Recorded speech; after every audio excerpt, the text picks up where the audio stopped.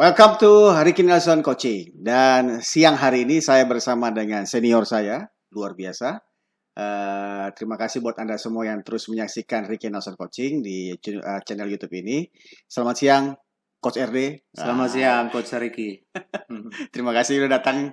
Sama-sama. Waktunya nih luar biasa. Dan Coach RD, kita tahu bahwa Bang RD lah, saya panggil abang aja ya, karena ini senior saya. Bang RD dengan pengalaman yang luar biasa banyak sejak 2000 berapa ngelatih Bang? Kalau sebagai asisten pelatih di klub profesional, saya mulai tahun 99. Wow, 99 ya. 99. Lalu, saya masih main bola itu kayaknya. Ya, head coach itu mulai tahun 2000. 2001 tepatnya. Ya. Oke, kita tahu Bang RD ini ya boleh dikatakan salah satu pelatih yang cukup sukses di Indonesia, Bang. Nah, kira-kira seperti itulah dengan segenap banyak pengalaman-pengalaman. Bang, boleh cerita sedikit. Pertama itu di Persikota, setelah itu kemana? Maksudnya dari Persikota asisten dengan Coach Sultan Harahara kalau nggak salah awalnya. Ya, jadi saya memang salah satu pemain yang pensiun terlalu dini ya. Karena bukan karena kehendak saya, tapi karena cedera. Cedera. Usia berapa tuh? Saya waktu itu saya ketika itu masih 29 tahun dan saya cedera dan harus cepat sekali mengakhiri karir saya dan hitungan angka 31 tepatnya. Terus kemudian saya beralih ke bidang kepelatihan karena yang pertama ilmu kuliah saya ini memang di dunia kepelatihan. Saya di Fakultas Olahraga, di UNJ, ya. Kemudian jurusan saya kepelatihan. Nah, saya tinggal meneruskan apa yang sudah saya buat sebelumnya dan kebetulan almarhum Coach Andi Lala waktu itu menawarkan saya untuk membantu langsung di Persikota. Setelah sebagai pemain sebelumnya di Persikota, saya kemudian diminta untuk membantu. Berarti sempat sebagai pemain di Persikota dan menjadi asisten pelatih Coach Andi Lala dan kemudian pada saat 1-2 tahun bersama Coach Andi Lala berganti Coach Sultan Harahara dan saya diminta untuk tetap bertahan sebagai asisten beliau. Dan waktu itu Coach RD naik di saat Persikota disebut dengan bayi ajaib, orang berkatakan demikian. Itu 2001 ya? Ya, kita mulai sebetulnya bayi ajaib itu mulai dari tahun 99. Karena kita 96, kita masih ada di divisi 2, kita langsung menjadi juara divisi 1. Nah, 97 kita langsung menjadi juara divisi 1 masuk divisi utama. Nah, 98 itu kita di divisi utama. Tapi pada waktu itu kompetisi berhenti, posisi kita ada di ranking 1 ketika berhenti. Kemudian disitulah mulai orang bilang wah ini bayi ajaib. Jadi 99 98 itu sudah. Tapi sebenarnya istilah bayi ajaib itu lebih karena pemain mudanya atau karena apa itu? Karena Persikota baru berdiri itu pada tahun 94. 94, Dan 98 sudah ada di 97 sudah ada divisi utama. Jadi itu di orang bilang julukannya bayi ajaib dan tidak hanya numpang di divisi utama saat itu langsung bisa menembus prestasi papan atas. Persikota, habis Persikota Bang RD kemana tuh? Saya di Persikota lama ya, dari saya main 96 sampai saya pergi dari Persikota 2004 terakhir ya. Saya melatih dengan Persikota, kemudian 2005 saya ke Persipura Jayapura. Oh, langsung berarti dari Persipura langsung Persipura. Betul. Dan kita tahu Bang RD di Persipura adalah pelatih selain orang asing yang mampu memberikan juara itu. Iya, pada waktu itu. waktu itu ya. Iya, kita pertama Persipura juara ya. Karena kalau sekarang kita lihat Jackson dan Alfredo yang kutip mereka adalah Brazil kan gitu, bukan lokal Betul. Nah, di Persipura bagaimana Bang RD bisa menaklukkan para pemain Papua ini yang kata orang waduh agak adaptasinya pasti berbeda nih. Gimana kira-kira? Betul. Memang buat saya itu hal yang sangat mengesankan karena disitulah seorang pelatih diuji tidak dari standar bagaimana dia punya metode melatih saja, tapi bagaimana dia juga harus mengeluarkan kemampuannya untuk lebih dari itu. Di Papua itu semua pemain asal Persipura itu semuanya ketika dia berlatih dia akan mengeluarkan kemampuannya 100%. 100%. Tidak pernah dia di bawah itu. Dan itu mereka buktikan terus mau latihan seperti apa. Hanya memang kita tahu ada banyak hal yang Kadang-kadang kalau kita lengah mereka akan lupa dengan tugas-tugas utamanya. Nah, itulah bagaimana memposisikan diri kita untuk terus berada, mereka selalu fokus. Di 3 bulan pertama, kebetulan persiapan tuh 3 bulan kita. Saya mengawali persiapan dengan sangat bagus, tapi sayangnya kita tidak melalui fase uji coba yang ideal karena tidak ada klub di sana dan jauh ya, susah. Dan jauh betul, sehingga kita hanya 2 uji coba atau 3 uji coba pun dengan tim-tim lokal. Betul. Dan hasilnya pasti kita tahu sama-sama sangat jauh.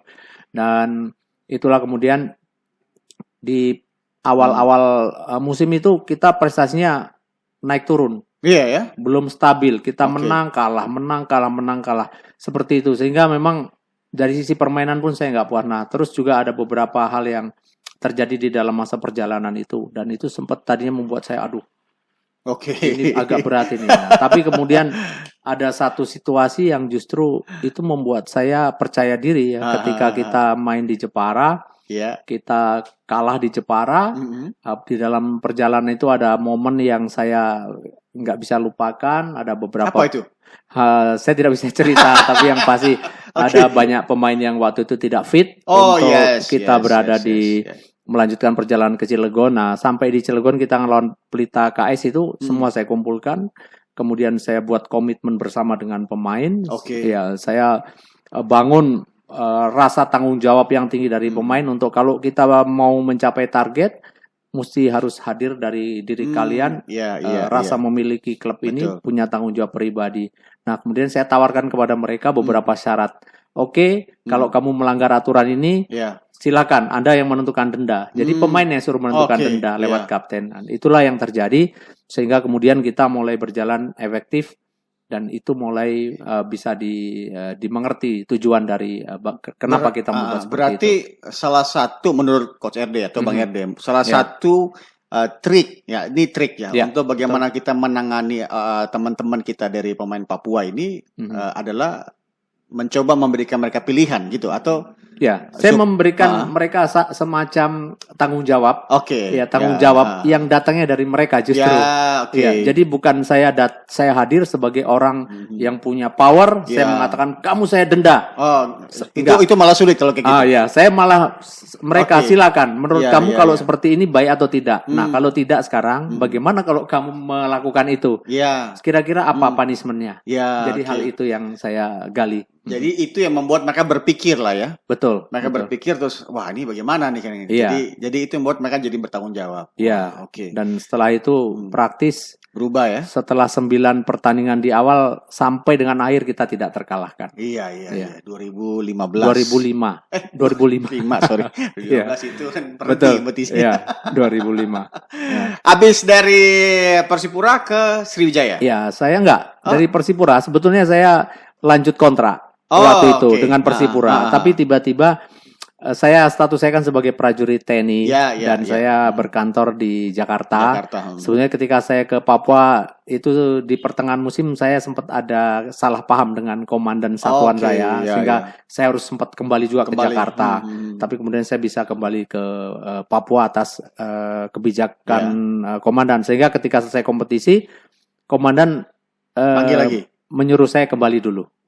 Kembali ke Jakarta. Dan kebetulan di saat itu Persija mau untuk saya melatih di Jakarta. Jadi 2006 Persija ya. Saya ingat banget itu mendadak sekali karena saya sudah mulai berlatih dengan Persipura. Tahu-tahu saya harus pulang, dan waktu persiapan saya dengan Persija nggak sampai 2 minggu. Itu 2006. Dan kitanya dapat nomor 3 di Copa waktu itu. 2006 Persija, 2007. Setelah itu baru saya hijrah ke Sriwijaya. Ya. Dan itu 3 tahun ya?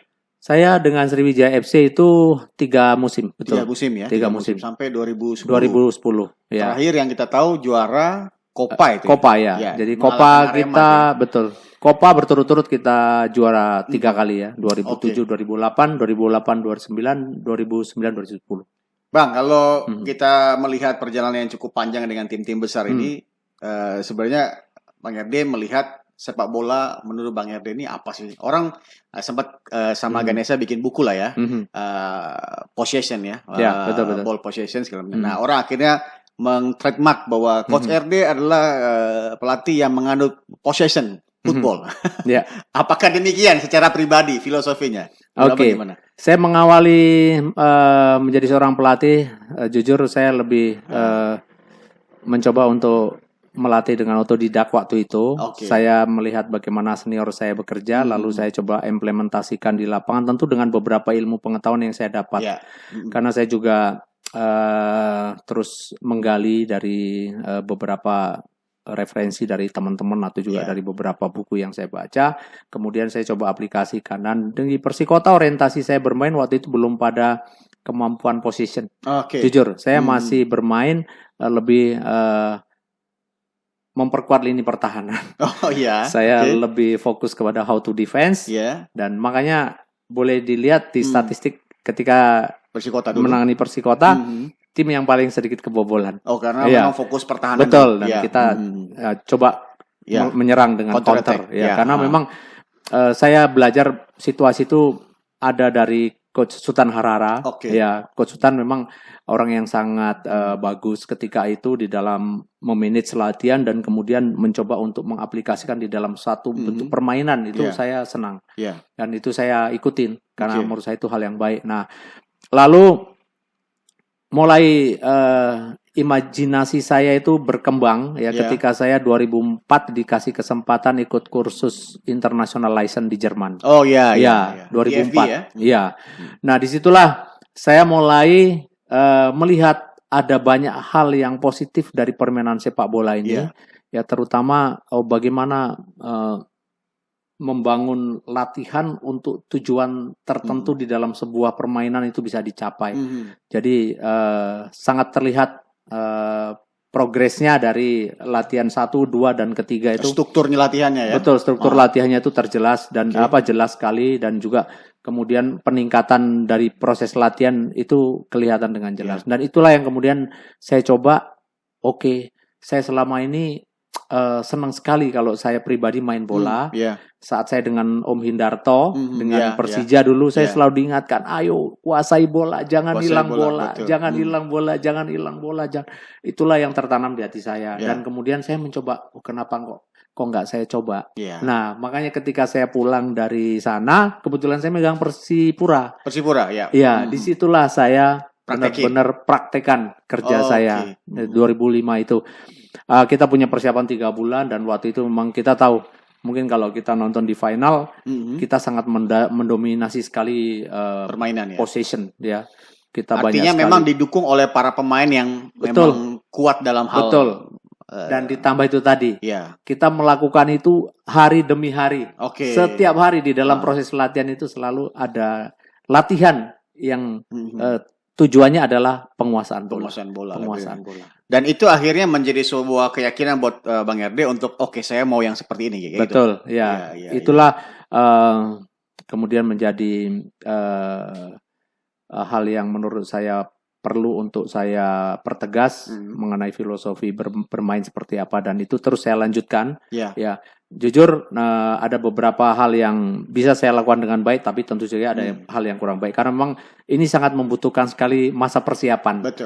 Masa persiapan yang ideal sebuah tim untuk filosofi ini. Artinya untuk sebuah filosofi Bang RD ini apa sih syarat yang dibutuhkan selain persiapan? Terus yang pertama menurut saya nomor 1 persiapan. Soal materi pemain kadang-kadang pemain biasa-biasa saja, dia tidak punya kualitas teknik yang cukup mumpuni, tapi kalau masa persiapan cukup, kita berikan satu kepercayaan diri sama pemain untuk berani dan persiapan kita mungkin 2-3 bulan? 3 bulan. 3 bulan. 3 bulan. Saya akui 3 bulan itu sangat ideal ketika itu karena bagaimana merubah mindsetnya itu yang nggak mudah. Itu yang tidak mudah.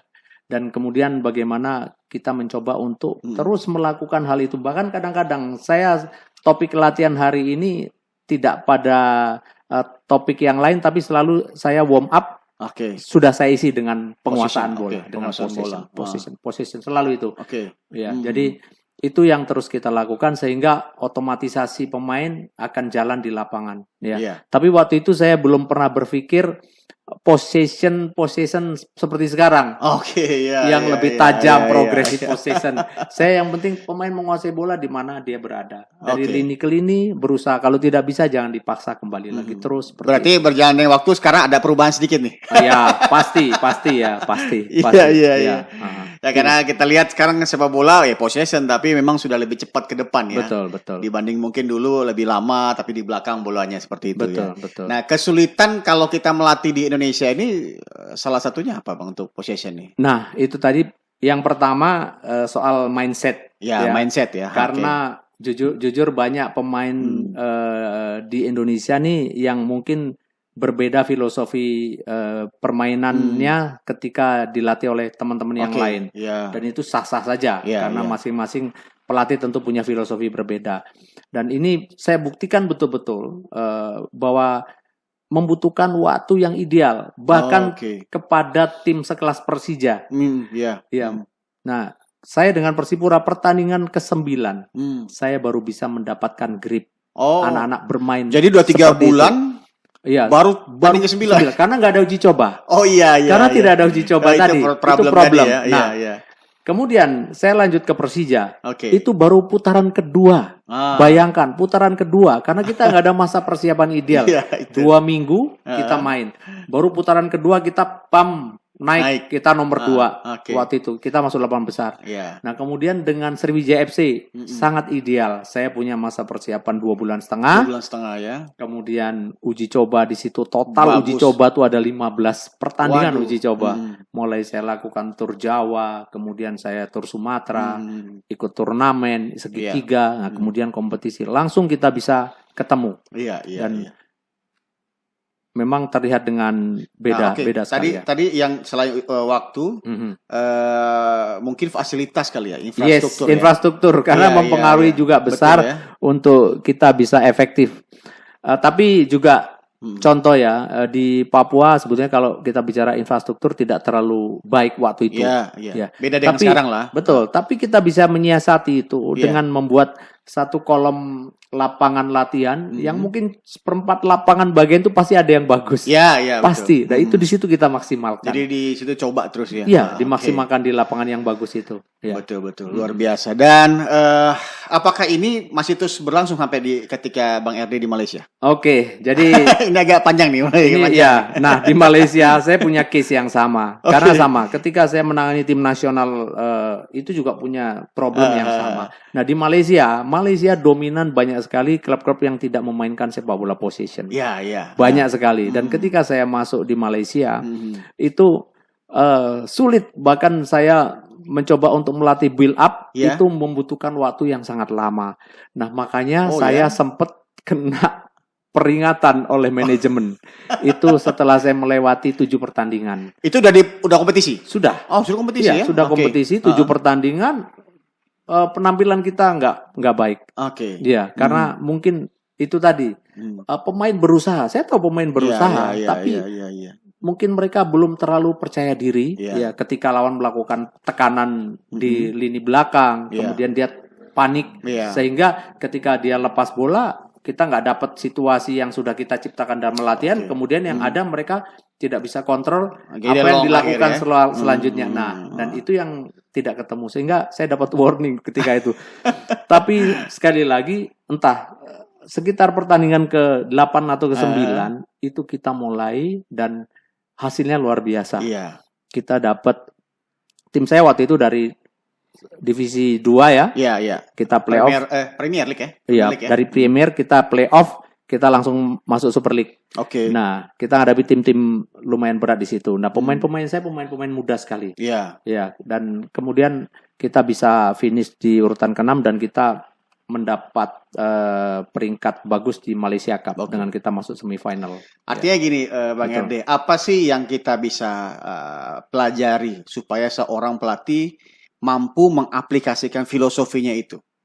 Tadi Bang RD melihat perubahannya dari 2004 ke Jerman, terus mempercayai hal itu. Nah, ini yang kenapa saya bilang ini, karena ini perlu kita sampaikan kepada teman-teman juga bahwa ketika dia punya sesuatu yang dia yakini, dia harus, karena kadang suka berubah kan. Betul. Dia lihat ini dia berubah, lihat ini dia berubah. Nah, itu gimana untuk mempertahankan supaya ini menjadi keyakinan saya itu? Oke, buat saya sih sederhana ya. Kalau saya kebetulan pelaku langsung yang mengetahui persis sepak bola itu, kalau kita nggak menguasai bola itu males. Kita harus ngejar-ngejar lawan. Betul. Tapi kalau bola ada sama kita, kita sangat menikmati, kita atraktif, kita bisa melakukan hal banyak di lapangan. Nah, jadi rasa itu yang kemudian mendasari saya yakinkan saya bahwa saya kepingin pemain saya happy di lapangan. Ya, saya kepingin pemain saya bahagia. Bahagianya dengan cara apa? Dengan cara mereka memainkan bola. Nah, kalau mau memainkan bola, dia harus punya bola. Dengan punya bola, dia harus mempertahankan bola selama mungkin di kaki. Tapi itu kan kontradiktif ketika Bang RD dengan Persikota, banyak defense counter, lalu berubah total gitu. Itu di dalam diri sendiri gimana tuh? Ya, jadi tadi saya cerita, ketika saya di Persikota, saya memang semacam menjiplak. Berarti belum terlalu menemukan ya? Betul. Setelah saya sekolah, kemudian saya mulai tertanam dalam diri saya. Oh, ini yang saya mau. Dan kemudian ditambah keyakinan saya, oh iya, saya dulu main bola di Persija, sekian tahun, semua selalu pelatih mengingatkan untuk menikmati permainan, kuasai bola. Dan itulah yang membuat saya semakin yakin bahwa penting artinya untuk itu. Tapi bukan berarti kemudian kita juga menepikan hal-hal yang berkaitan dengan taktikal yang lain, tidak. Tetap ada juga yang lain. Betul. Tapi di saat gagal nih, misalnya dengan filosofi kita jalan terus gagal, apa yang terjadi dengan diri kita? Apakah kita mau meninggalkan itu atau enggak? Atau dari Bang RD gimana? Jadi sebelumnya saya cerita dulu bahwa saya fokus ke position ini sampai dengan ketika saya di Malaysia. Nah, ketika saya balik ke Indonesia dengan Sriwijaya FC. Ada hal berbeda yang saya coba lakukan. Menarik ini. Saya ada hal berbeda yang alasannya coba saya lakukan. Kira-kira? Alasannya waktu itu karena kualitas pemain Sriwijaya FC waktu itu banyak sekali pemain yang punya kecepatan bagus. Banyak sekali, terutama dua flank kita, dua fullback kita, kemudian striker kita, itu cepat-cepat. Dan itu yang mendasari saya untuk kita mau bikin tactical berbeda dengan kombinasi. Saya dulu tidak tahu itu namanya progressive possession. Saya belum belajar progressive possession karena tapi saya sudah tahu kita membuat defending di middle third dan kemudian kita coba counter dengan cepat. Dari tengah. Dari tengah Jadi kita mencoba itu lakukan dan hasilnya cukup bagus. Kita sampai dengan ketika terjadi drama kita harus keluar dari Sriwijaya FC padahal tim masih ada di posisi ketiga. Dan juara Piala Gubernur di juara Kaltim kita sendiri shock, saya sendiri terpukul. Nah, kemudian saya lari ke Mitra Kukar. Saya cerita di Mitra Kukar. Ada kesalahan besar yang saya lakukan. Tapi kenapa saya baru berpikir itu salah? Karena saya berpikir ketika itu saya dengan Mitra Kukar memang jujur praktis sebetulnya punya waktu. Karena pada saat saya menandatangani kontrak menjelang putaran kedua itu ada Asian Games.